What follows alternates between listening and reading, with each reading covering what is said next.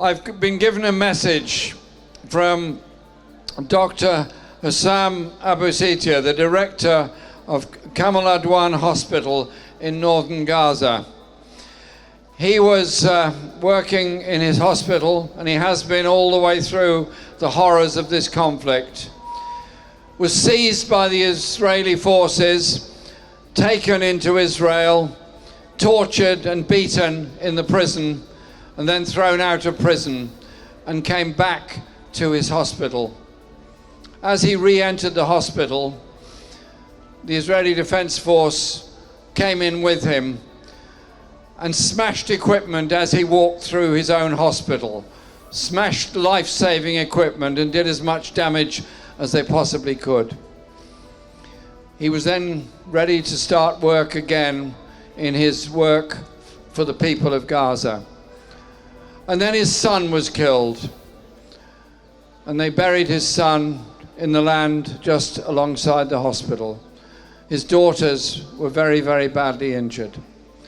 And he is now still there doing all he can to provide medical aid for the people of Northern Gaza, who are, according to the UN, and I believe them, in famine-like conditions as they continue to be bombarded as the Israeli forces attempt to drive them out of Northern Gaza into Southern Gaza, and then I believe across the border into Egypt, remove the entire population and set up a new Gaza Strip in the Sinai Desert.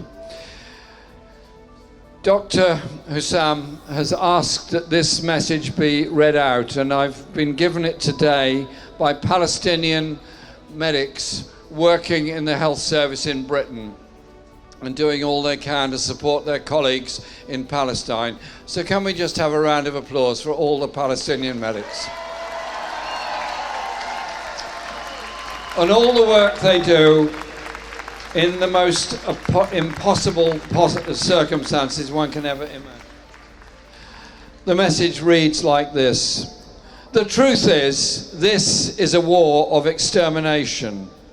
There are no longer any laws. In fact, all their laws are imaginary. Our medical humanitarian mission is continually being attacked and destroyed in plain sight for the whole world, and not a single voice has spoken out. This is not including the humiliation and arbitrary detention and persecution of healthcare workers. They are hitting us with everything and on all fronts just for the sake of the politics of destruction. There are no tools or resources for us to protect and to serve, because what has happened yesterday and the day before that, and what will continue to happen is that this entity will continue to do what it wants, because no one is standing up for humanitarianism and the human rights of civilians.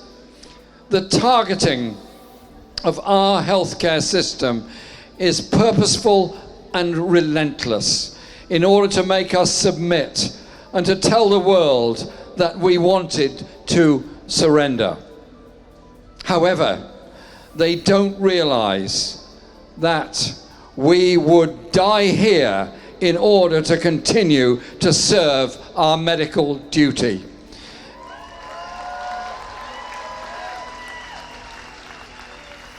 Because our message is one of humanitarianism, one that everyone in North Gaza has a right to. We have sent our humanitarian message to the world. So long as there are civilians in North Gaza, we will continue to provide our humanitarian service. We will continue to serve even to the very minimum. If only the world knew that with all those democratic and humanitarian structures, we are being exterminated. Please spread the message widely. Before I conclude, In the last few days, our civilians have been calling us, along with their children, from under the rubble. We are powerless to help them. They have now gone silent. That's a message from Northern Gaza about what the people of Northern Gaza are going through. Words are hard to express in this horrific situation when this country is supplying weapons to a government in Israel whose prime minister, if he wasn't prime minister, would be arrested and put in prison in Israel. If he leaves Israel to go anywhere in the world except for one or two countries, he would face an international arrest warrant. And I say to our government, if you knowingly supply weapons of mass destruction to a government headed by somebody who's wanted for international war crimes, it could well be that the long arm of the international war crimes issue will extend to you as well. And so it is time for us to say quite clearly, we will end that arms supply.